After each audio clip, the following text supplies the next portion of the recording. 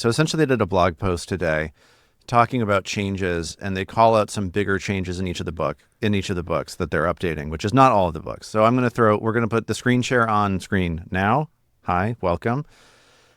So there's the top change here, I think, is actually really interesting and really relevant. I want to know how you feel about it. There's a change to Sure Strike coming. I saw that. Yeah. Where Sure Strike now has, the rumor on the street is that Sure Strike now has a 10-minute cooldown on it, much like the spell Guidance. Like, Guidance is designed so that you can't spam +1s to people. So like they get like immunity. I think that one's for an hour even. So this is not quite as like rigid as that, but it's a 10-minute cooldown on Sure Strike. And the rationale that they give is that it's such a powerful spell, especially at high levels, that you are incentivized to fill every single spell slot that you had with Sure Strike. I mean, and you use Sure Strike a lot, so I'm wondering what your feelings are about this. I love that spell. I feel fine about it. I don't know that like I feel like it was a huge problem. Like, I don't know what a full caster class gets like what 4 total spells if they're like a sorcerer or something. If they're a sorcerer, yeah, sorcerers get more slots. And a prepared caster like 3 probably. Yeah.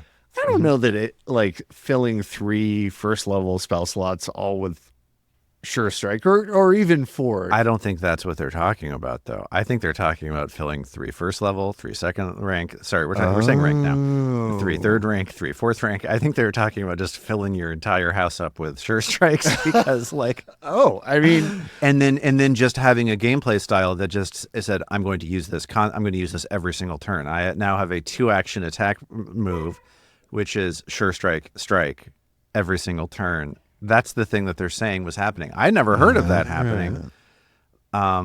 Honestly, but yeah, makes me feel bad for the person who wanted to play this game that way. It's absolutely like, one of those things bananas. where it's like, yeah, you're sabotaging. Like you get all these cool, fun, thematic like choices, and that's what you go with. Hey, to each their own. I'm not going to yuck their yum, but like different strokes. Exactly, but that sounds. Well, yeah, it's like that old thing about like how players, given the opportunity, will optimize the fun out of any given game. Totally. One of the designers of Civilization, I think, said that. Well, that sort of makes sense. So yeah, I don't know. I guess that doesn't really bother me. Right. It doesn't bother me either, but it's surprising. Like I had a short list. We were talking about this on the Discord earlier today. That there's like a short list of things that we were expecting. Some of those I think came through very quickly. But this Sure Strike thing, which is the leading fix in the thing, is unexpected. And I can think of one combat that this would have affected how you play this. Then there's like the most recent combat with the Calignes. You were in the dark, and Istan was like doing it multiple times. So this would have impeded you there, but I think that's the only time it would have come up. Basically. Yeah, and that's actually interesting because like. I feel like at higher levels, being able to deal with concealment becomes more of a thing. Like, I think the blind fight feat, I was just looking at the Ranger, comes on at level 8. And so I think, presumably that's where concealment and hiding kind of becomes, they're designing more encounters around that, presumably. Yeah. Yeah, because like 4th rank invisibility is the one where you can be invisible the entire time. So that's like when that situation needs an answer, basically. Totally. So that makes total sense. And so, yeah, I think it would be a little bit of a bummer to be like, awesome, I have Sure Strikes. I can, I don't have to worry about concealment here in this battle. Or if I like use a smoke stick, I can like use Sure Strike to cut through it. And, I feel cool being like, yeah, I'm all SEAL Team 6ing this combat, basically, with concealment and stuff.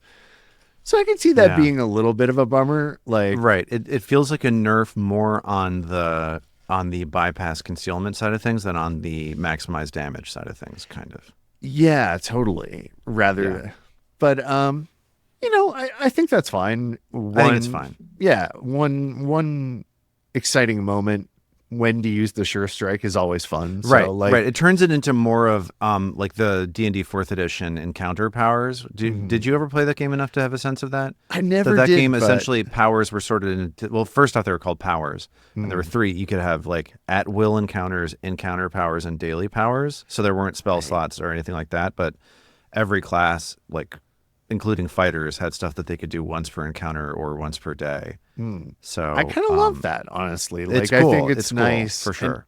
It's sort of like focus spells. You're like, okay, once per Absolutely. fight, I get to do this cool thing. And so you want to be looking for those opportunities in each. It feels like a good design as part of the class fantasy to me, which is cool. Yeah. And like a sure strike, sure, yeah, I don't mind that.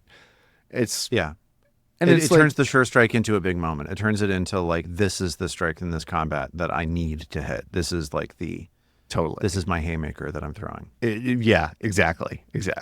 Yeah, so that's cool with me, I guess, as we've talked about. Right.